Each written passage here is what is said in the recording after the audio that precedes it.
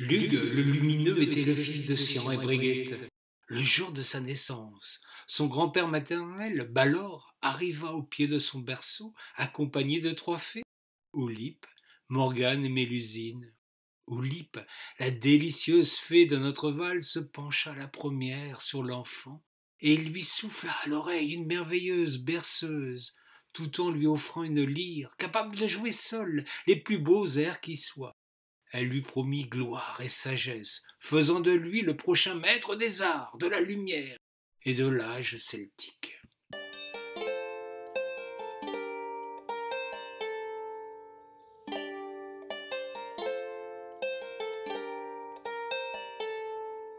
Morgane à son tour s'inclina vers l'enfant.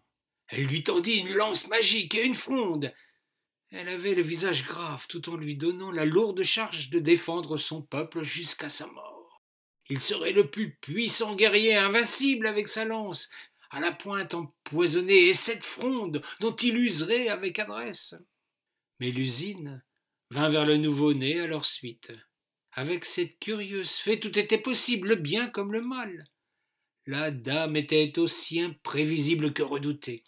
Elle fit offrande au petit Lug d'un chêne qui dans l'instant sortit de terre en bord de Loire, juste à 2 pas d'une pierre crapaud qui venait elle aussi de se poser là après des bonds puissants provoqués par un séisme tellurique. Elle prophétisa la puissance de l'enfant. Il serait le Dieu absolu, celui qui maîtrise toutes les techniques et toutes les connaissances, tant que le chêne resterait planté en terre.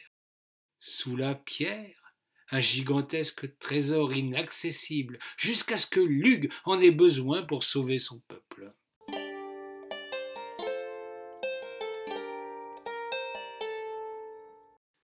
Sian et Brigitte n'en croyaient pas leurs oreilles. Leur fils était appelé au plus grand destin qui soit. Mais il leur appartenait de protéger cet arbre auquel sa destinée était intimement liée.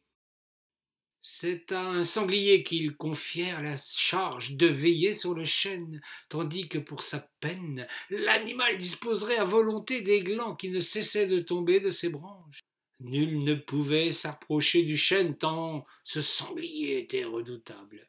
Lug grandit et devint le plus puissant des dieux. Il s'était imposé comme le maître des lumières et de la guerre, le bienfaiteur du peuple, celui qui provoque effroi chez les ennemis et admiration chez les amis. Il était bon, juste, et savait enjôler, caresser, plaire et séduire. Oh, ses conquêtes furent nombreuses. Il avait toujours une belle histoire à conter au pied de son chêne totémique, tandis que les femmes succombaient toujours à ses paroles caressantes. Il régna longtemps, très longtemps sur tous les peuples dispersés désormais sur toute la façade occidentale de l'Europe. Son nom dépassait en gloire les vieilles divinités du passé. Il allait de par son vaste territoire jouant de la lyre pour que règne la concorde et la paix. Sa lance rebutait toute velléité de rébellion, et à quoi bon mettre à bas un Dieu juste et bienveillant?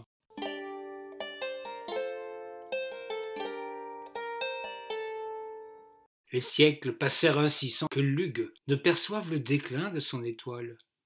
De nouvelles croyances vinrent menacer son aura surnaturelle, mais ces dieux n'étaient que pacotilles, apportés par des envahisseurs belliqueux certes, mais tolérants. Il conservait sa place dans le cœur des siens qui se prêtaient volontiers au simulacre des nouvelles idoles, sans renier leurs véritables croyances. Tout bascula quand un nouveau culte survint de l'Orient, un Dieu unique qui excluait tous les autres. Il progressa lentement dans les esprits, mais tous ceux qui étaient gagnés à sa cause n'en démorderaient plus. Il n'y aurait désormais plus qu'un seul Dieu. Ses adeptes se reconnaissaient à un signe de ralliement, un poisson, et ne tardèrent pas à dresser des temples pour honorer sa grandeur.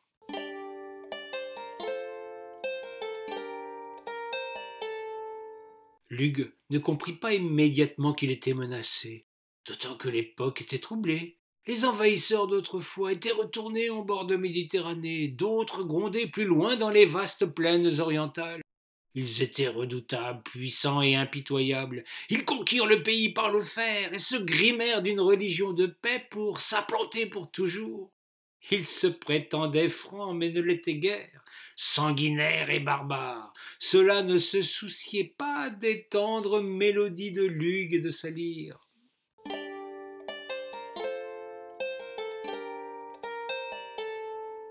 Quand Clovis étendit son joug sur un territoire qui allait de Lutèce à Aurelianis, en suivant les cours de la Seine et de la Loire, Lug sentit qu'il convenait de se faire discret. Le Dieu puissant et magnifique avait subi le poids des ans et de l'indifférence. Il était devenu un vieillard digne et courbé qui allait à la recherche de ses derniers fidèles.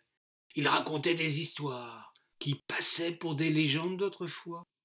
On écoutait le conteur qui s'accompagnait de sa lyre, on se moquait de sa pauvre lance au fer émoussé qu'il brandissait parfois en un geste pitoyable et dérisoire. Lug était épuisé, las et désemparé. Plus personne ne croyait à ses récits, on l'écoutait seulement un sourire aux lèvres avant de lui offrir le gîte, le couvert, puis de le chasser au petit matin sans regret. Un jour, que Clovis tenait grand concile en Aurelianis, entouré des serviteurs du nouveau Dieu, il entendit parler de ce vieil homme qui sillonnait son royaume, racontait des sornettes d'un autre temps.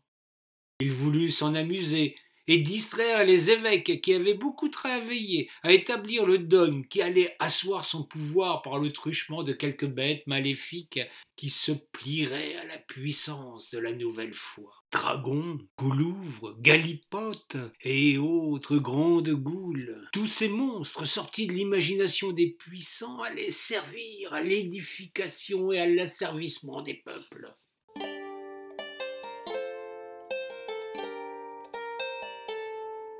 On alla acquérir le vénérable Hugues, qu'on installa au cœur de cette docte assemblée. Clovis le pria de raconter comme il le faisait à travers tout le pays. Hugues s'exécuta de bonne grâce, pensant sans doute conquérir le cœur de ces hommes sérieux. Hélas, les personnages étaient à table et rien n'a moins d'oreilles qu'un ventre affamé et de volupté terrestre.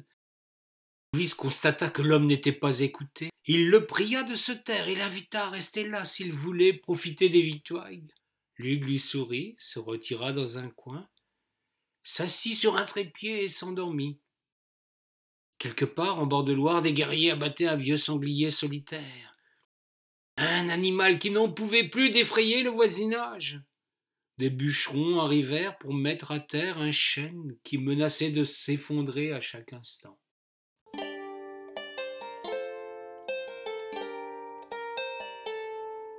Quand le repas fut achevé, que les agapes n'eurent que trop duré, les évêques et leurs rois se retirèrent. Seul Mamerte, l'évêque de Vienne, eut pitié du vieil homme qui dormait dans un recoin obscur. Il s'approcha de lui posa la main sur l'épaule pour le réveiller. Le vénérable vieillard s'effondra. Des milliers de glands roulèrent à terre. L'Hugues avait disparu à jamais, métamorphosé en fruit du chêne. Ainsi meurent aussi les dieux, quand ils ne trouvent plus grâce dans le cœur des hommes.